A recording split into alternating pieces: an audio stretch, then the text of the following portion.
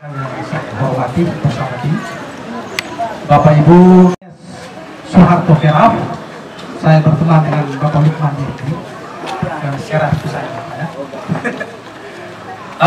Saya orang Lembaga. Bapak saya dulu Samuel Boli Keraf, pasti banyak yang kenal.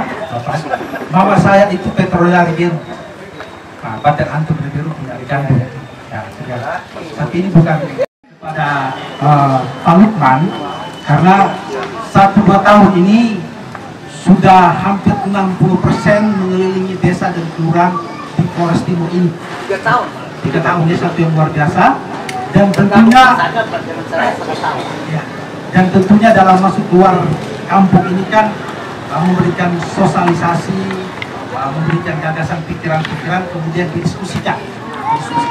Hal ini yang kemudian saya memberikan apresiasi, karena memang dalam pemahaman saya tentang demokrasi, demokrasi itu kan bukan saja pemerintahan oleh rakyat untuk rakyat, dari rakyat oleh rakyat dan untuk rakyat, tetapi demokrasi itu juga kan sebuah pemerintahan yang dipimpin oleh orang melalui akal pikiran. Maka di dalam kehidupan demokrasi, cara kita memilih pemimpin adalah kita memeriksa pikiran-pikiran dari calon-calon pemimpin kita. Apakah pikirannya ini bagus, pikirannya ini lebih baik daripada calon-calon yang lain, atau seperti apa.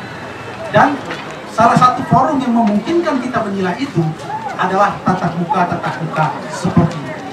Untuk itulah cara yang Bapak lakukan ini saya memberi apresiasi yang setinggi-tingginya.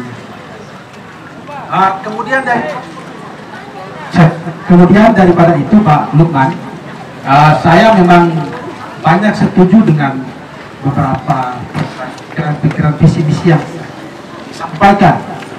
Tetapi kemudian kalau kita ratifikasikan, kita bukukan itu di dalam APBD, saya punya keyakinan banyak sekali program itu tidak jalan. Kalau kita berdasarkan postur APBD kita per tahun ini dan tahun depan, banyak sekali tidak jalan itu. Karena memang postur APBD kita ini kan per hari ini belanja pegawainya itu kan sangat banyak Bapak, 60-70%. Kita rakyat hanya 70% saja Bapak, 30%, rata-rata 35. Dan dari 35 itu Bapak, di situ juga ada lagi untuk rutinnya lagi Pak. Rapat perjalanan dinas tunjangan rakyat itu hanya terima hanya 15% saja.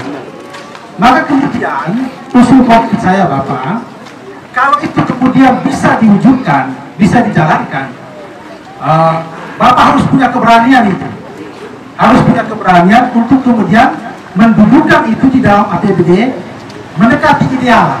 Karena kalau ideal itu 30-70, rutinnya 30-70 untuk rakyat. Tapi itu memang setengah mati. Maka kalau kita lihat di peraturan dalam negeri yang 2022 itu kan diingatkan untuk paling tidak 40% itu untuk belanja modal itu. Jadi usul saya dalam 1-2 tahun ke depan ini Bapak, buatlah itu menjadi 50-50%. Itu satu yang sangat luar biasa sekali Bapak. Dan saya sampaikan ini Bapak, kebetulan juga saya juga bagian dari kompetisi elektoral per hari ini 2024 dari Partai PKB. Maka ini juga akan menjadi semacam perjuangan saya tentunya, karena kita ngomong banyak kan muara konfliknya itu APBD, tidak bisa kita katakan politik ini. APBD itulah gambaran apakah kita berpihak kepada rakyat atau tidak. Maka standing saya di sana. Mudah-mudahan kita sepaham dan kita bisa memperjuangkan itu. Saya kira itu dulu.